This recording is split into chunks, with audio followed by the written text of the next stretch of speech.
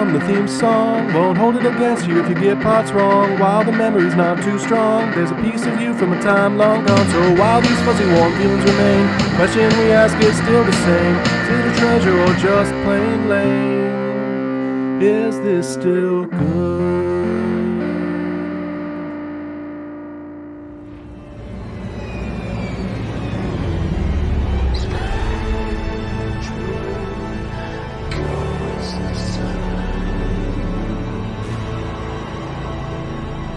Hello and welcome to 2026. This is a podcast about things that are maybe still good, maybe not, and whatever's in between. It's called Is This Still Good? You're here, we're here, let's do this. I'm Sage. Whoa, I'm Gavin. Hello, Gavin. Hi, Sage. Are you going to be a better human in 2026? I might strive to be. I'm gonna do my best at it. You've taken active steps and made lists and plans and... Yeah, I think I needed a few days to recover from the actual New Year's, so I'm gonna be a better human starting tomorrow, which is my motto for 2026. How are you doing? That's your motto for every day.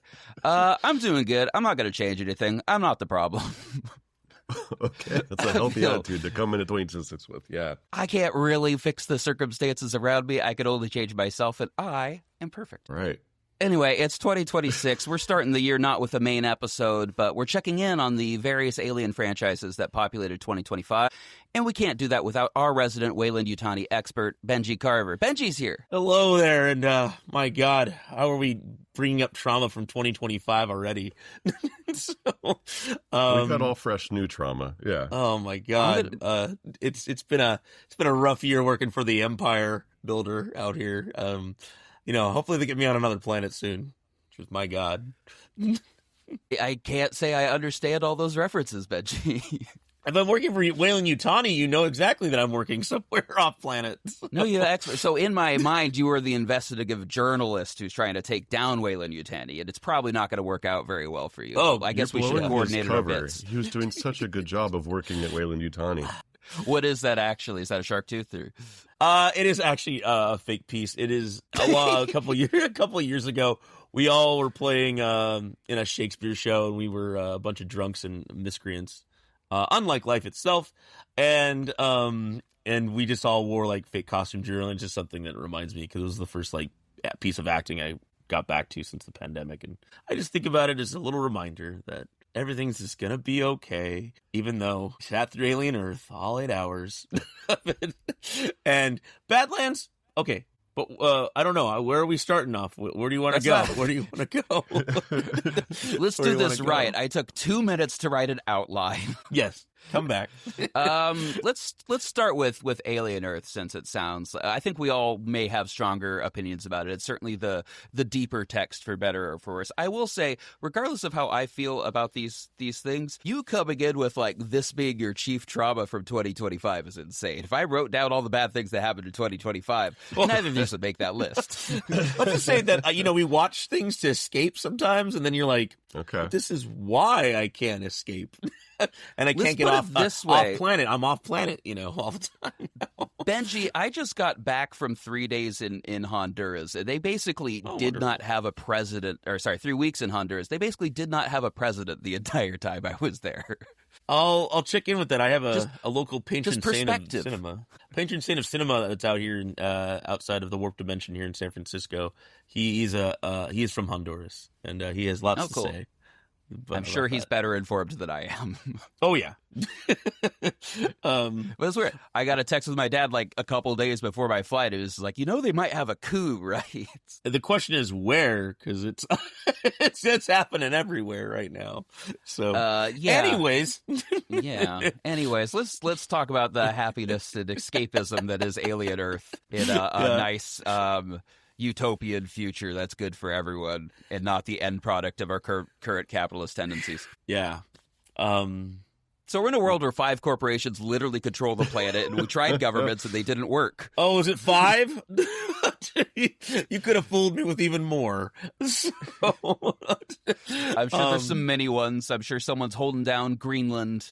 I don't know. No, five mega corporations. I'll admit I did kind of like that world building and that's kind of where I wish this show lived a little bit more. I think the best parts are watching the figureheads of the corporations talk across a long table while there's like, the prince from Romeo and Juliet stepping in and being like, hey, you guys respect the authority of me and the kingdom that backs me. And they're like, why are you even here? You're only here so we can pretend that we're not going to actually beat each other up physically. Yeah, I'm going to put my feet on this table.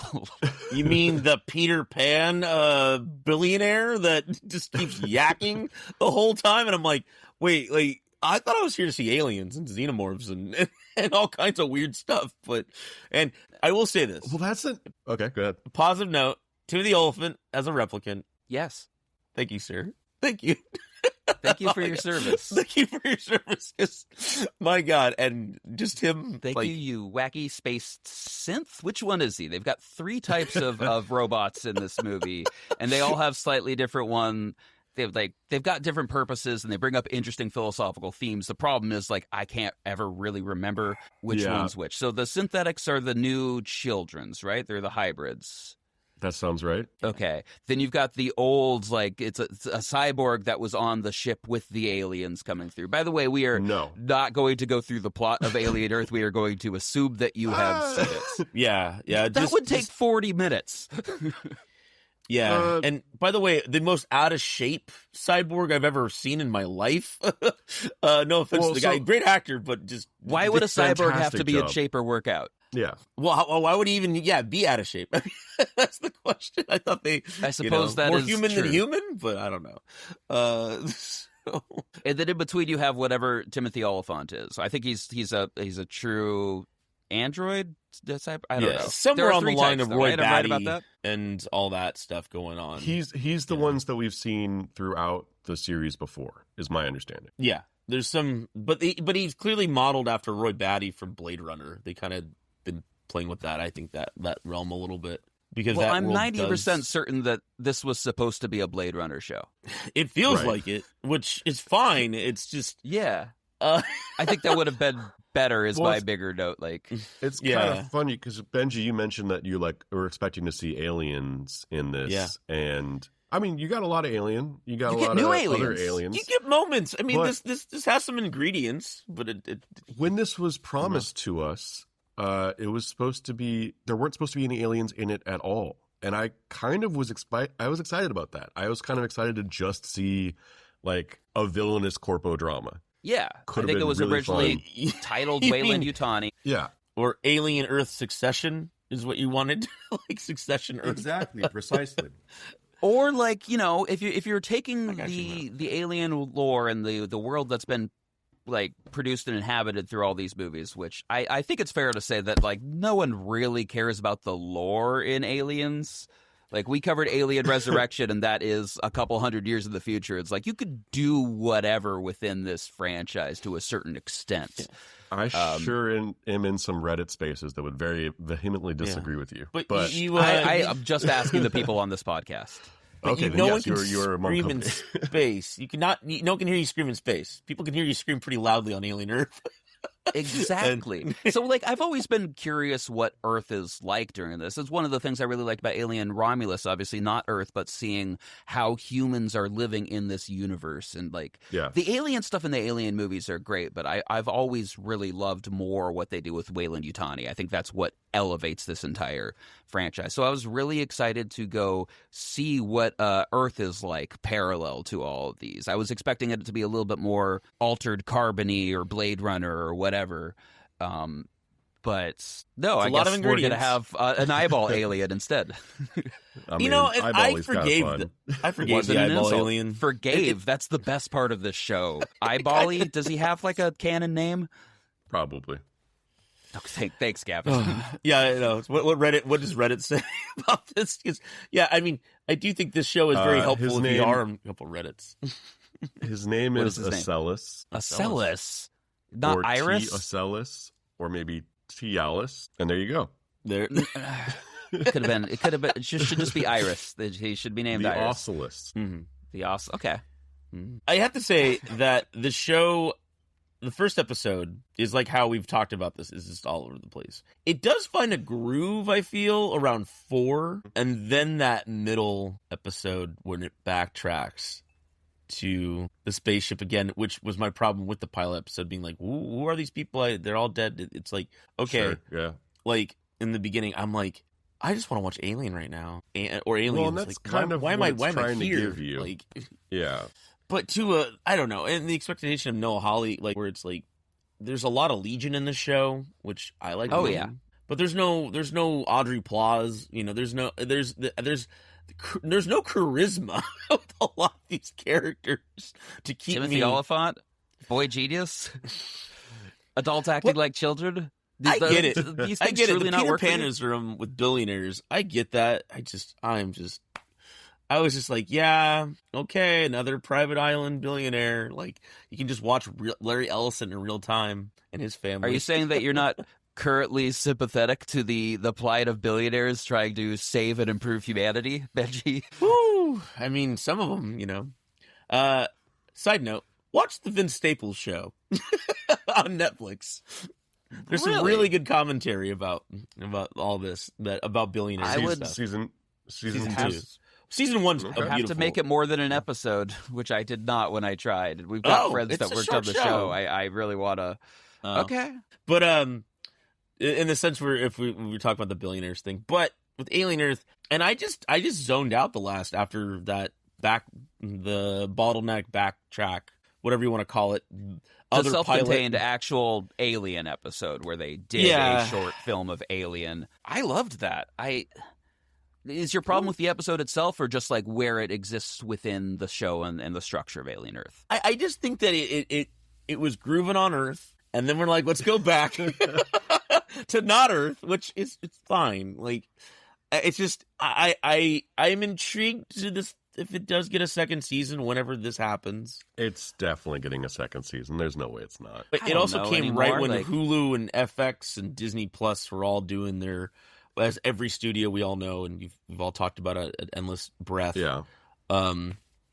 Did so. I mean, essentially, it was the show that ended. Like Hulu, it was like that and The Lowdown were like the two shows that like were like, this is the last of Hulu, really.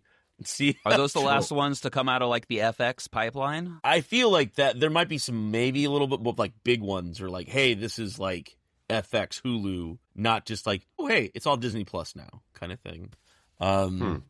Okay. There might be little things here and there, but it's clearly Disney Plus is the whole arc now for every.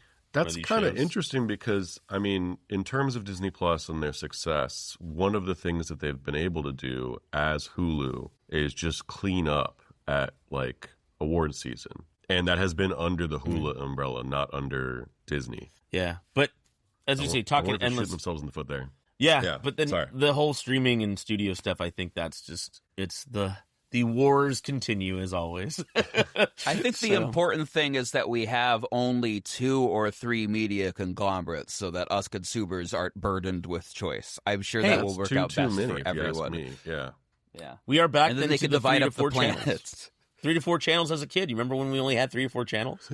I do, yeah. Yeah. That meant a lot. I watched a lot of Arthur, and I don't need to go back to those days. I never really liked Arthur. Sadly, PBS is dead.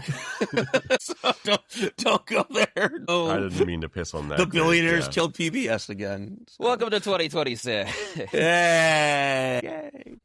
My thing with the Alien Earth that I think is the biggest issue and left the sourest taste in my mouth is there is so many fun things happening in the show, but I do think the structure is just not there. Which is like, to me, Noah Hawley at his best. Like the Legion and Fargo both had such drive in them, and I did really like that bottle episode of pushing back and like showing where the ship came from. Maybe it could have happened at the beginning of the show and that would have set it more on that pathway. That part didn't really bother me. But after that, the latter half of the show feels like it's very much spinning its wheels.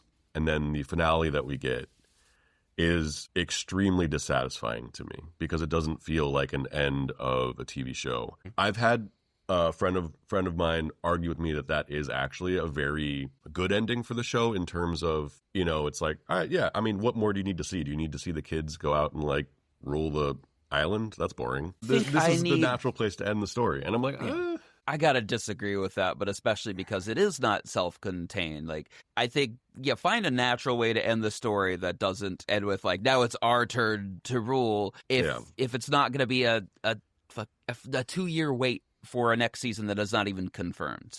Like, there are so many problems that I'm having with television in general now that would be solved by, the slow horse approach, where the next season has already been filmed and there's a trailer for it and it's going to be out in exactly, 10 months or whatever. Or we're finally getting shows now like The Pit, which is not actually something I've watched or am interested in, but I like that. Like, no, 9 months later, there will be new shows. These are like, the prestige versions of the ER shows that we used to get. And Alien Earth is like, when we get renewed in 6 months, we'll reconvene a writer's room, and hopefully we don't have a pandemic and a writer's strike in the meantime. So many of the shows that we've gotten to this year are still things left over that were being developed and I've been looking forward to since 2019, and just all these things happen. Well, never say never. One of my favorite series of all time that has had a very hot, cold, many years later, Veronica Mars. Veronica Mars has done, it's probably come back more times, I feel, sometimes, than I realize. Is that coming back again? I watched the 4th season. Netflix just is showing it now, and I'm being like, is Netflix going to take over? Because that's a Hulu product, too. That was on Hulu for a long time. So, well, and being in Hulu, that is in universe with Alien Earth and Veronica Mars, unless I'm mistaken. Veronica Mars ex Yatja, yeah. And that's a show that definitely, talk about, even that was consumed at a time, is a very big breath, intermixed show of storylines. Alien Earth, yes. I was actually going to make this comparison of a show that I think coming in was more like, it's an IP franchise, was the Penguin series, and where that went. And that got me kind of excited, where it's like, it ends on a note. It begins on sort of this, like, I don't know, this is very Sopranos, Batman. I love what Matt Reeves is doing, I think. I'm looking forward if 2 comes out. But then where it ended was like, hey, if we get another season, great. If we don't, we got something here. So that felt self-contained, and like Penguin will show up in another movie, and like that works in a way that you could say the same thing about Peacemaker season 2, and like I don't think that ended in a way that wrapped up its own thing at all. Well, that's also when the guy who's been like, James Gunn doing, his juggling act, and then it's like, by the way, why don't you just take over the whole building? And the juggling act is then given, that's a whole other structure. But I think that is another frustration, what Gavin mentioned, the ending, and just like, okay, like, see you in 2 years. If season 2 was 9 months from now, I would not have a single problem with that ending. But I'm so burned by Spider-Verse. Oh, sure. Well, which the 3rd one was supposed to come out 9 months later, and it's been 3-4 years. Yeah, like, how the fuck does that happen? Phil and Chris had made Project Hail Mary. It's just like, what's going on here? I feel you on that, on a lot of those levels. I think this is a good segue into Predator Badlands. I feel coming into it. This is something the points I had on Alien. Sure. Let's run into but that, I'm just saying, these are some where we kind of get something that Dan Trachtenberg's been building in its own way. We didn't just get one, but we got 2 Predator movies this year. This past year as well too. Sort of. I mean, yes, I guess. The Killer of Killers is a movie. It's just. And it for me, it was like, it's a mini-series that they put together as a movie, unfortunately. Yeah, do we think it should have been a movie? Benji, where are you calling this? I would have loved to have seen it as 3 movies. To me, why I'm kinder some ways to Predator Badlands, because I got my R-rated Predator movie that we talked about on the other. I admire that Alien Earth because it's FX. Mm-hmm. It has the gore. It has the moments. I do think I was very amped because Romulus was one of the best movies of the summer. It was in 2024. It was a very fun entry. And beautiful film. I feel like Fede Alvarez just essentially took his script of Don't Breathe and was like, let's add some sunshine, let's add some IP, it's like, and I guess he's not coming back, so I don't know where that'll go. He's coming back as a producer. Let's add Ian Holmes' digital ghost. And that stuff was like, it's just forgivable because it's just like, you also get to see some beautiful special effects. of We like did a that. whole episode on it, Benji. We don't have to. I know, but Our audience could go listen to that. It's very but good. it got you, I think, all us excited about Alien Earth, being like, oh, cool. Like Ridley Scott's taking a back seat. He's not going to be doing all these weird Lost teasers with Damien Lindelof. He's like, what does it all mean? And I feel like that, it's just, literally the ship crash lands on Earth. And interesting side note, by the way. First episode has an actor who I'm really excited to see more. He's a Thai actor. He was in White Lotus season 3. Part gets killed off pretty early on. Spoiler alert. In the first episode, he's one of the people that's one of the squads that goes in. Yeah, and I was like, and then I follow him on Instagram too a little bit. Because White Lotus to me also has its problems, but I was like, oh, this would be cool. Like if we're gonna follow this character, and it's like, wait, no, he shot this before White Lotus. He's just dead 10 minutes in. Like, and I was like, all right. I'm like, well, here we go.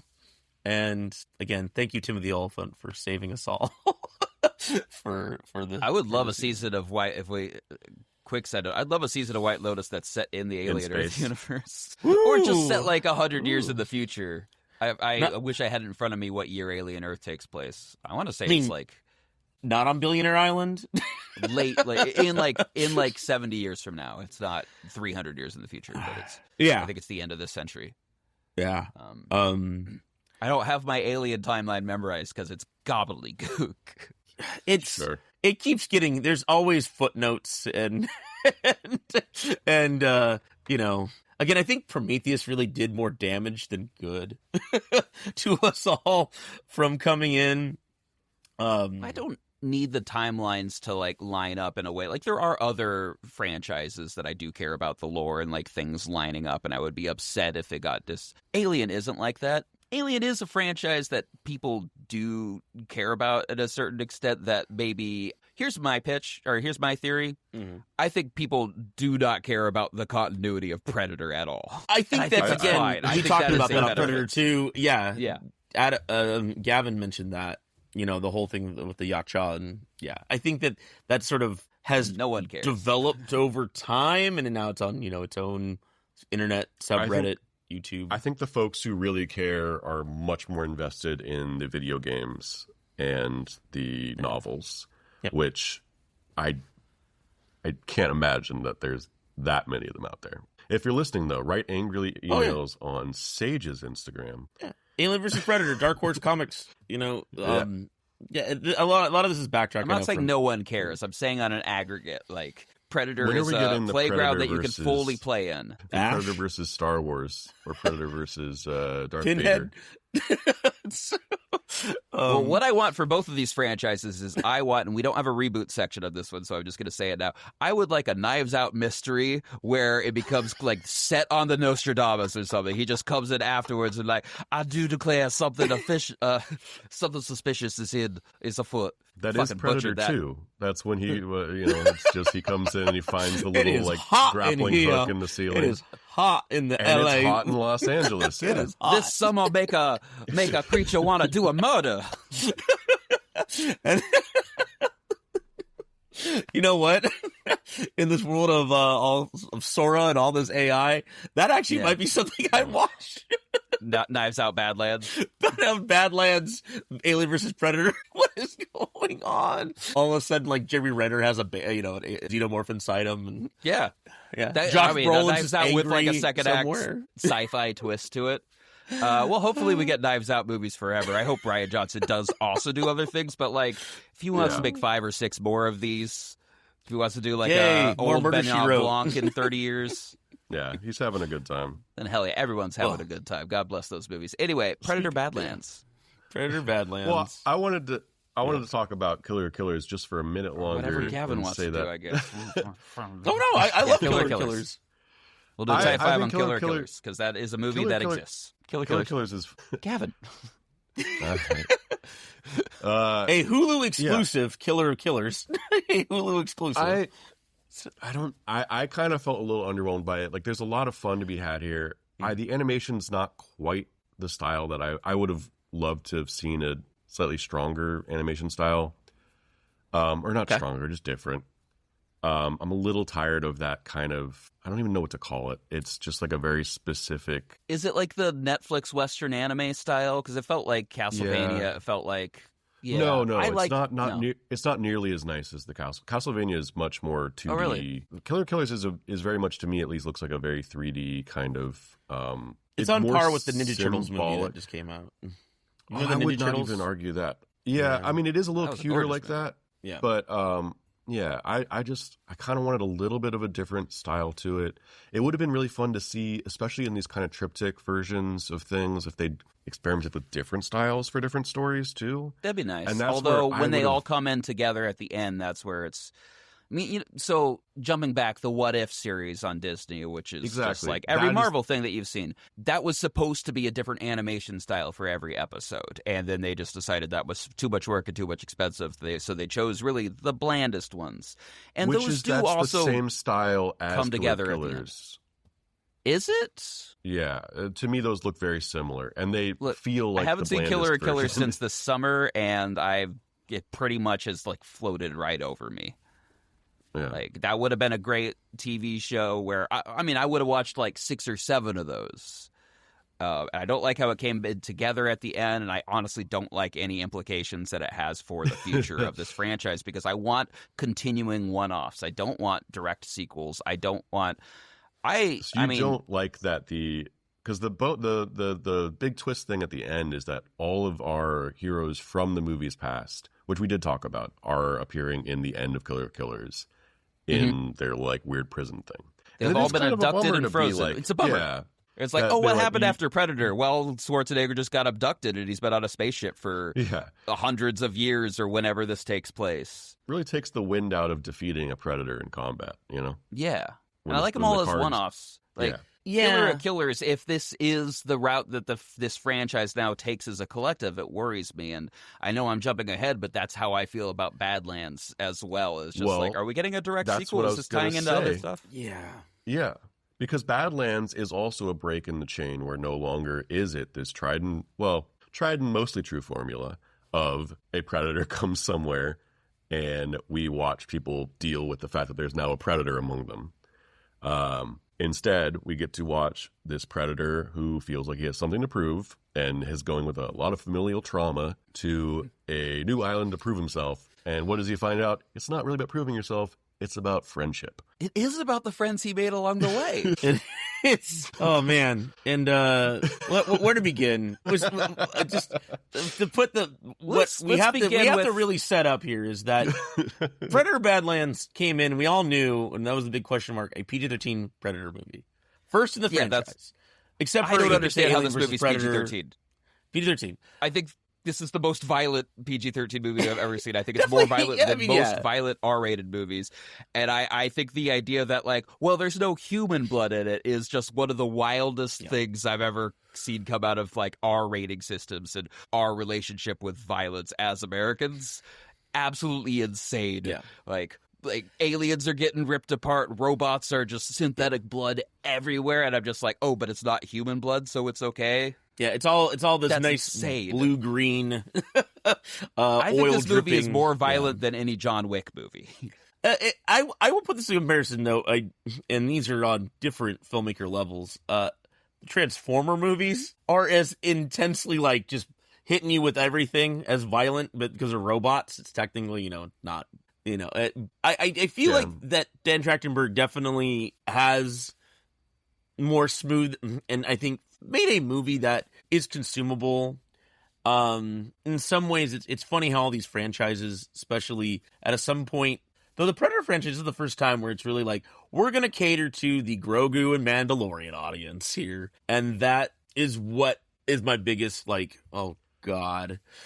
Well, and it is. So, that's what really hit me. That hit me. Well, on that note, I want to ask, do you guys think that they set out to, and I'm assuming it's a pretty easy answer, did they set out to make a PG-13 Predator, or did they make a Predator movie and then they got the good news that, hey, this thing's PG-13, you're going to get so many more butts and seats because or if you don't cut have that these limitation. 3 things, it's PG-13. Yeah, it's like, hey, It's interesting. It almost feels like when you get with the Killer Killers, it's like he presented a bunch of stuff to the board, and they're like, "Which one will you give me more money on?" Okay. And like, Because this must have been a very expensive movie. I mean, it looks good. I was really disappointed. Yeah. I wanted to see it in 3D, and the projector 3D was off in the opening, and I was like, hey, you know what? Running Man's next Were door. you still wearing the goggles? Okay. Yeah, no, it was like, it literally starts with the, they're doing, and like, it was like, it's like, it's AMC. They're not going to fix it, really.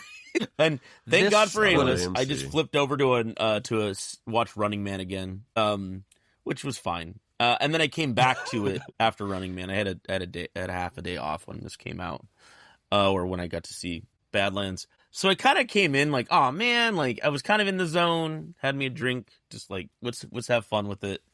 And it's fine. And I'm really happy we had that conversation with Predator 2 with the Yakcha and all that stuff, because I really felt like more prepared in there, because I just There was is like, a little more homework, involved in this movie almost. And I think This with is the Killer first one that Killers- hits you over the head with lore and be like, no, Yeah. this is a Which is sort of the one moment in AVP or AVP 2 where you see AVP 's him all leave lore, his it home feels planet. like. Yeah, Yeah. it's its own thing. which is why the reason that people I think it's not really canon is because Predator's not supposed to have lore up until now.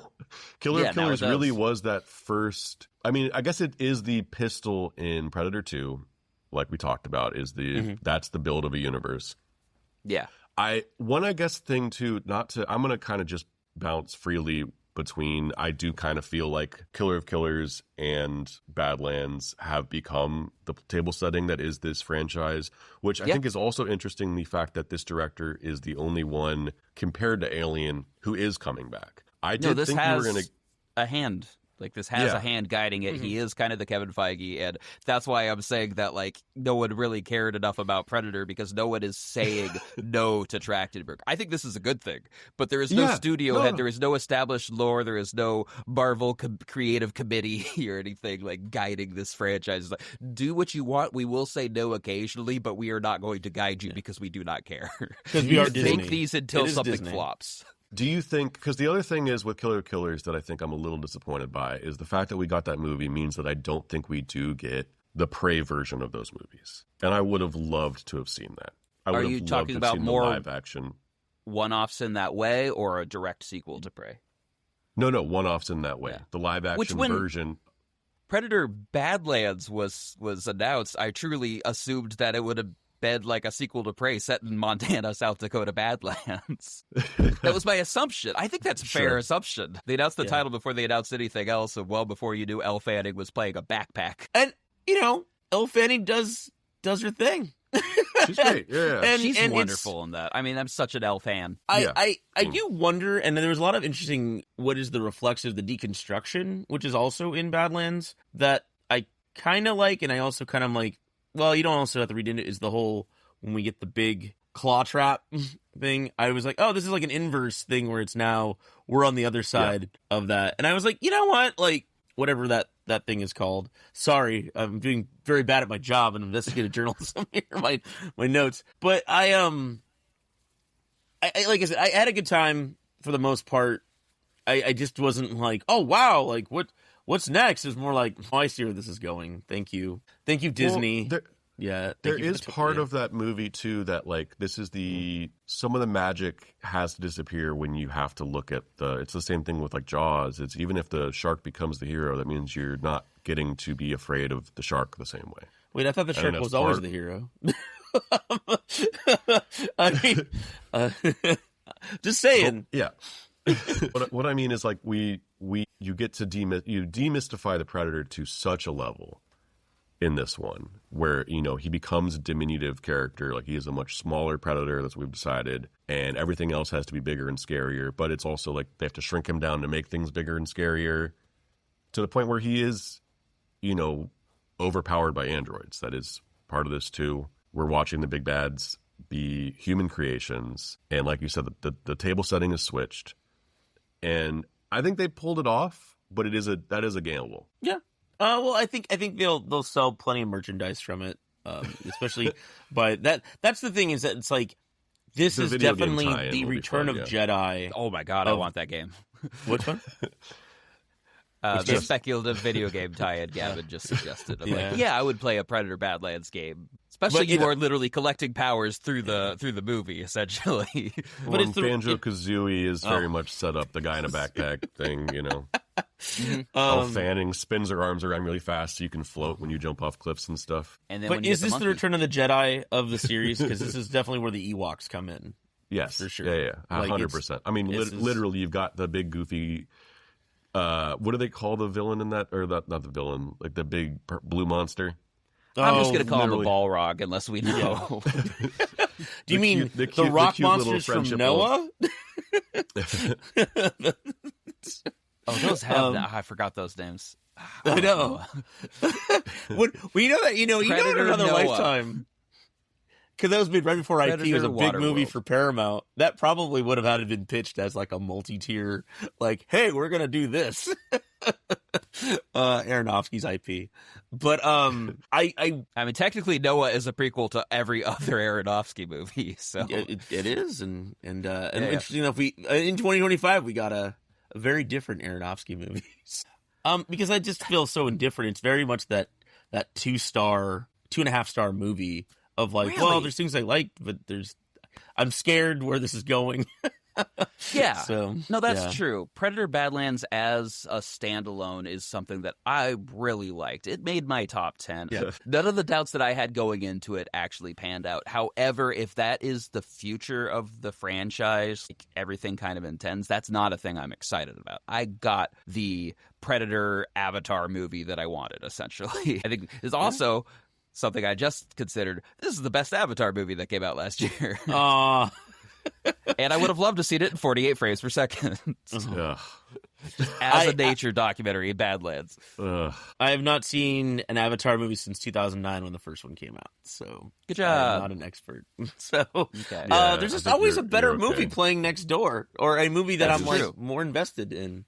So I saw Avatar and Marty Supreme on the same day, and that was 6 hours of movie. Our friend Willie, Gavin, saw a Bollywood film and Avatar, so that's even a longer experience. Two Bollywood films? Yeah, yeah, it is. But Badlands again. You know, it's just when we talked about Predator 1 and 2, particularly. I could also see this where Robert Rodriguez did that for almost 20 years. One for the kids, one for the adults. I could see that happening with the Trachtenberg world. So it's like I don't know Predator how you do shorts that in a franchise. That sounds like a very tough sell to me. And I think that we are winding up with a more admitting that Predator is for the kids who are able to sneak into an R-rated movie. It's not for people who are really old enough to watch R-rated movies. Now, that's not saying that you can't find that person inside yourself. I fucking love Predator. I'm not... But I think that they're going to be PG-13 moving forward. And I think Killer Killers felt very PG-13. There's blood, there's gore, there's ripping, there's but it's cartoony. Yeah, and I think the difference is just like if they set it with humans, they'll make an R1. Disney's no longer terrified of making R-rated movies after a couple successes.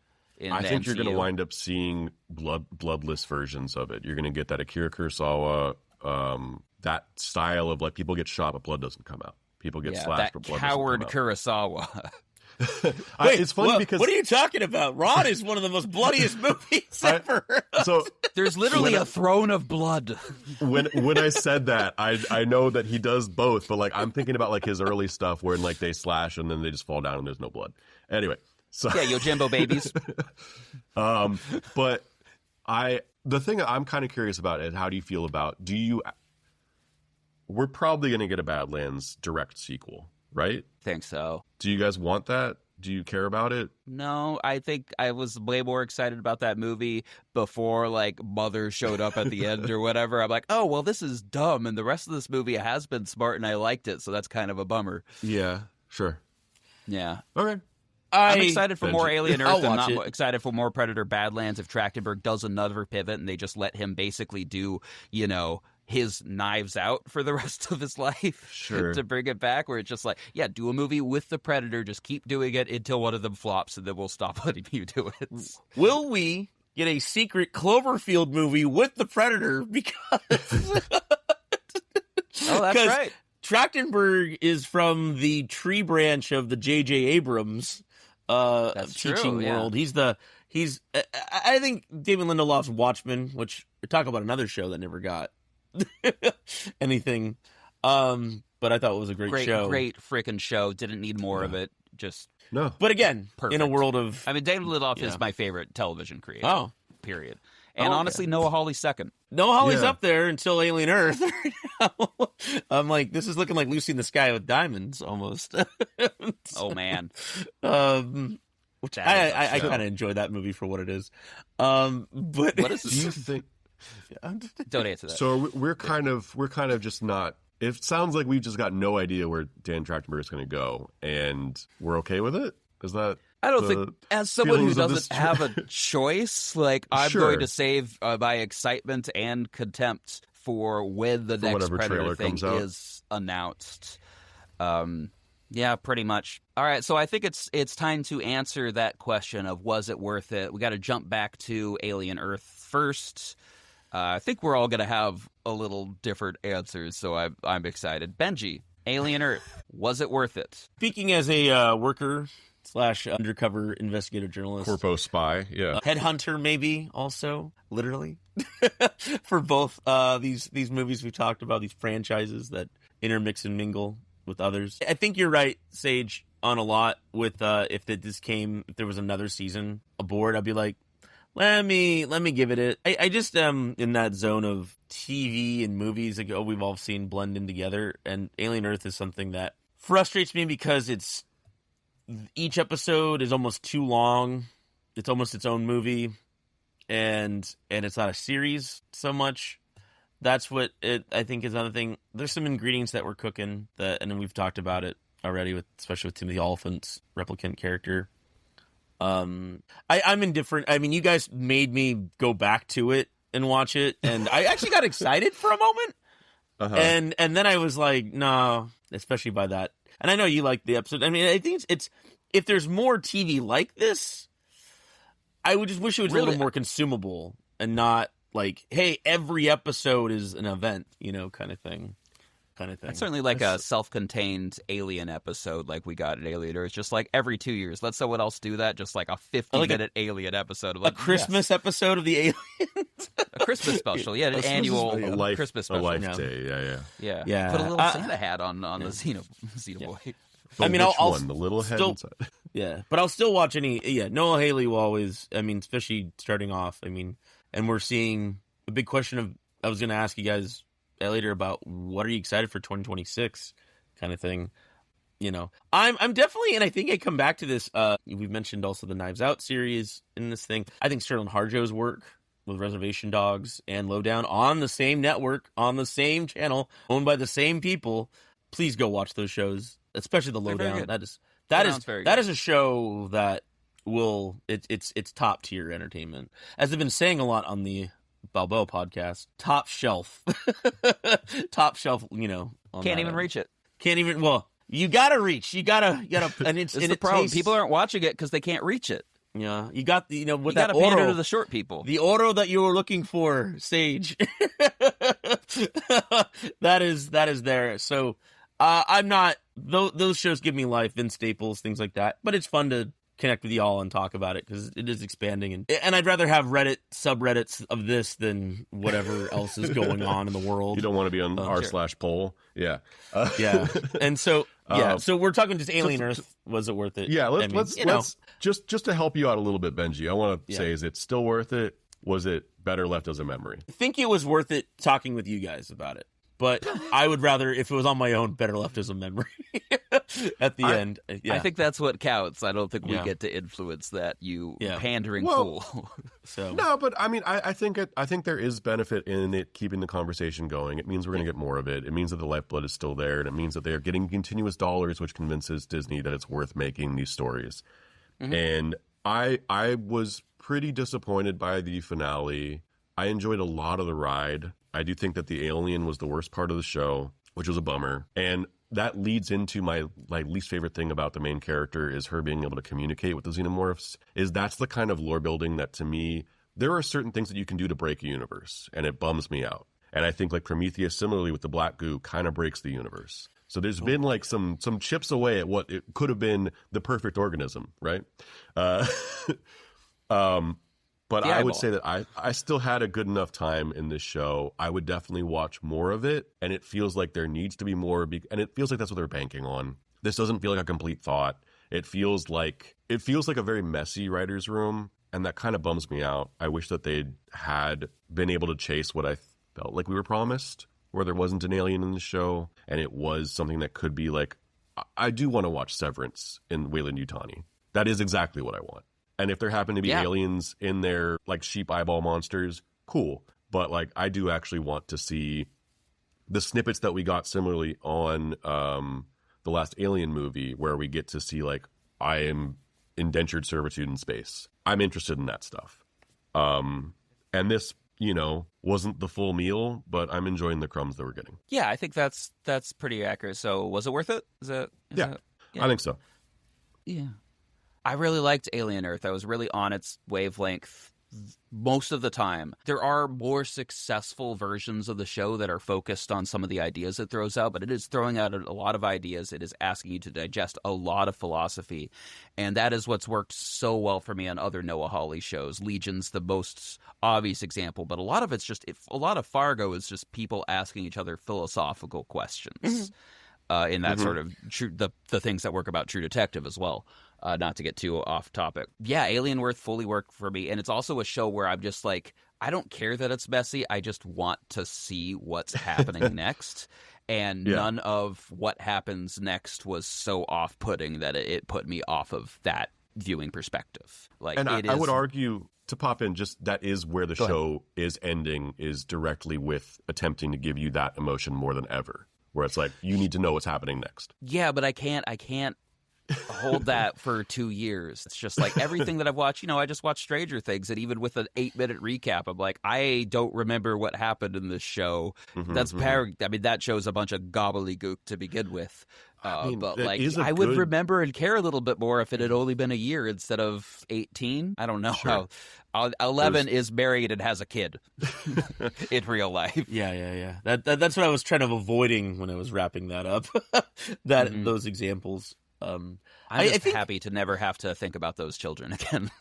Yeah, and I think that's something of a show I've been thinking a lot about, because it was a show designed of a certain age group that was us and older. Because like, hey, remember the movies that in the shows that you saw, and then it evolved into, especially teaching these last several years, this is a show for kids, but it's gotten way more crazier and violent than it was.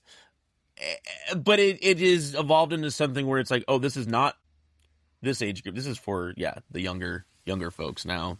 I do think that's an interesting line when you were talking about Predator Badlands, and I'm still have the finale left of Stranger Things to watch, but like that episode before it, pretty damn violent. You're watching these kids kill some people indiscriminately.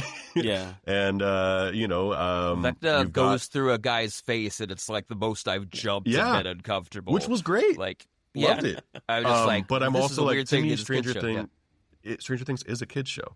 I would argue. It is dealing with... I don't know. It's a kids' own bike show. It's about... To make.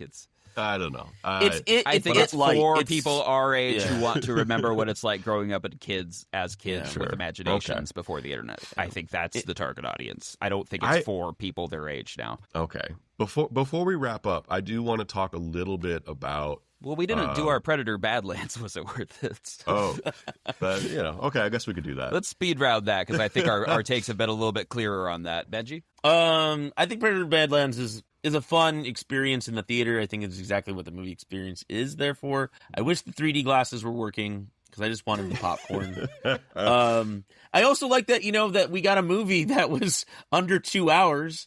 I did fall asleep very briefly once because it was a long day. During it. But instead of and I love James Cameron. I know we're all hating on Aliens back in the day. I love that movie. But yes, I like how it's more consumable, and it's not something where you have to go and sit half a day in and then come out and be like, well, that was something I'll maybe go back to.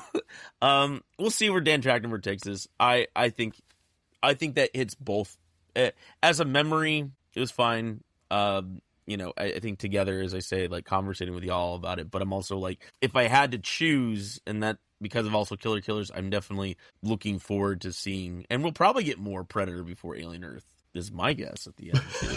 I think that's kind of likely, honestly. Yeah. Yeah. I mean, but whatever the Romulus sequel is, Ramus? I don't know. But is that even? Remus, yeah, I mean, they're all connected, but I mean, like that's just going to be its own thing. And let's get to that. That's what I want to talk about after. Yeah. I'll just really quickly say, this was I enjoyed Badlands. It was a good time. It was better than I thought it would be, to be honest, but it was also extremely wholesome and deeply, deeply about friendship, which I don't think the Predator movies have done as much before. I don't think any Predator movie has been about friendship, no. Before I forget, Gavin, Turbo Kid. Yeah. There's a lot of Turbo Kid in Predator Badlands. And if you want to see an R-rated, gory version of that, go watch Turbo Kid.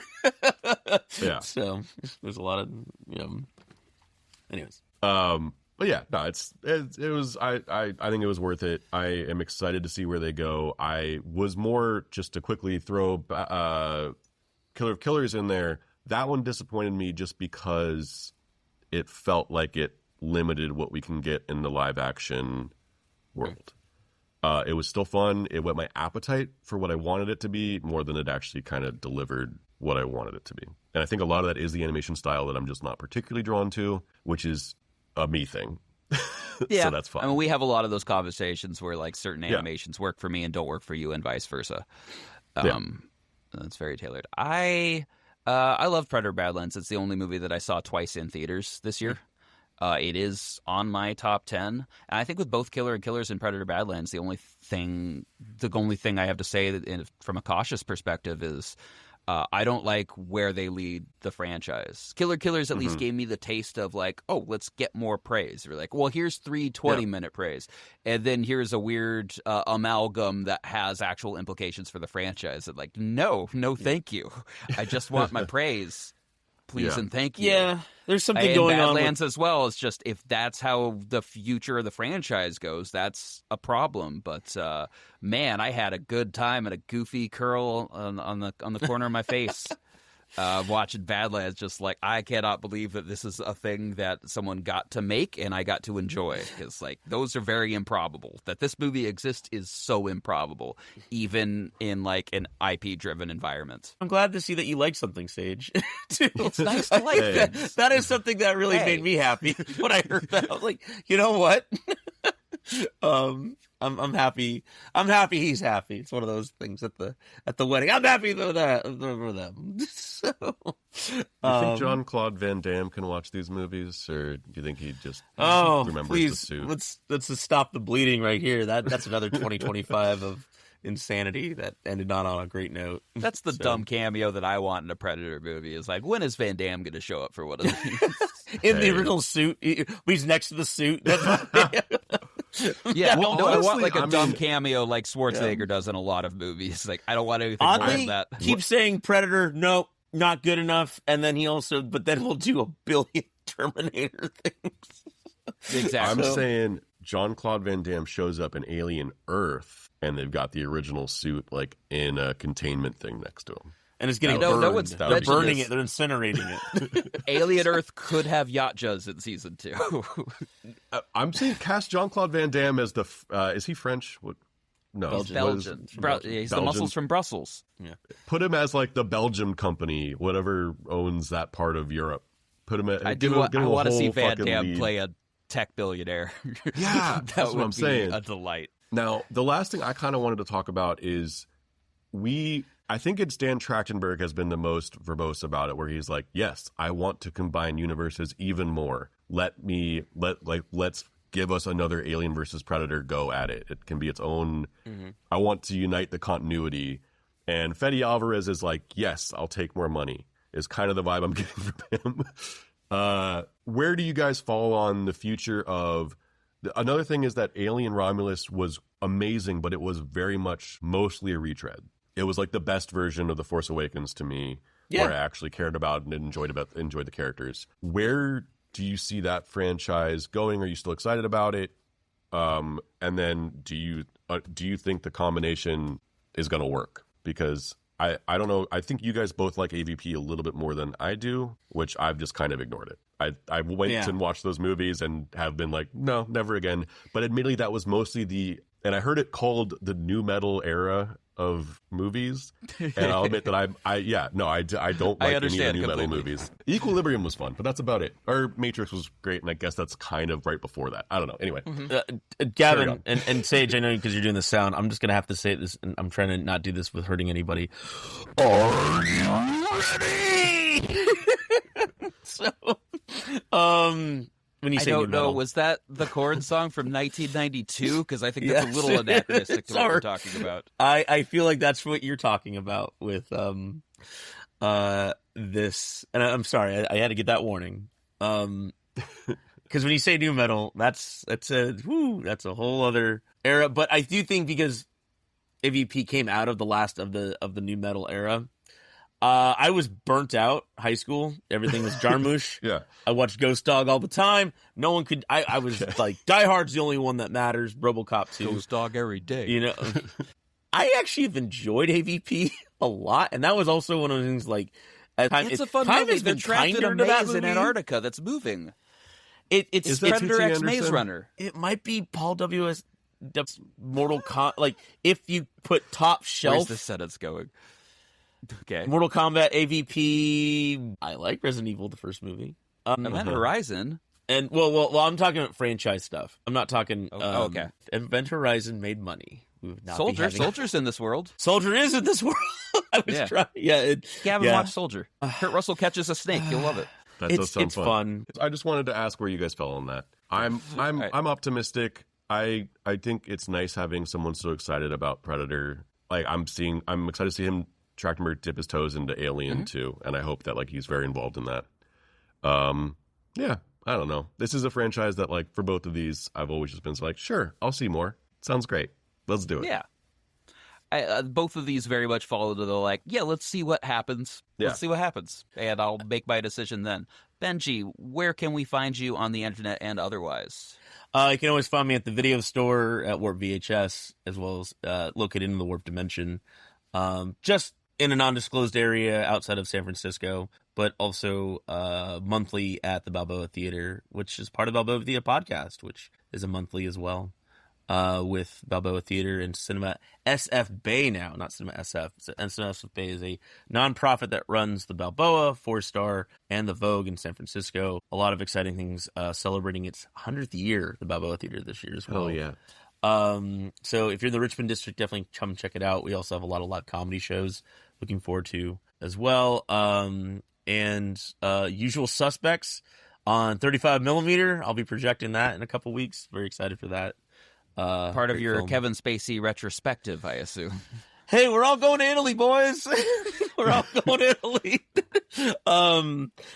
But you can find me at Warp VHS, Movie Hopping Benji on IG. As long as it's, I don't know, the metaverse doesn't. I mean, it's all AI at this point, right? If we log on, I just think it's interesting as an investigative journalist. I feel like sometimes where does the writing stop and reality begin? So, but we're all cyborgs now. Yeah, you know find what? Me at Gavin V. You know what, Gavin? No one cares. I like that. I like that.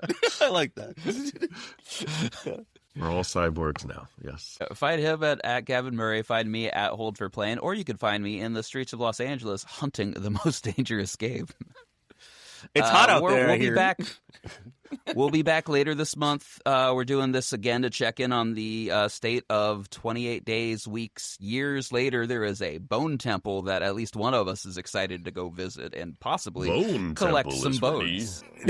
Drop a remastered Evil Dead because Sam Raimi has a new movie coming out at the end of the month. Excited. And then we'll be back with actual episodes. And sometime April, May, we'll have our 100th episode coming up. So we're excited to keep doing this. What'd you say? All right, bye, y'all. Bye. All right, bye. Catch you later. Hey, thanks for hanging out with us again on Is This Still Good? You can find us at StillGoodPod on Instagram, or send us a formal complaint to stillgoodpod@gmail.com. We love hearing from you. Please give us a like or review wherever fine pods are casted. It helps us trick those algorithms. Join us next time, whenever that may be. Bye.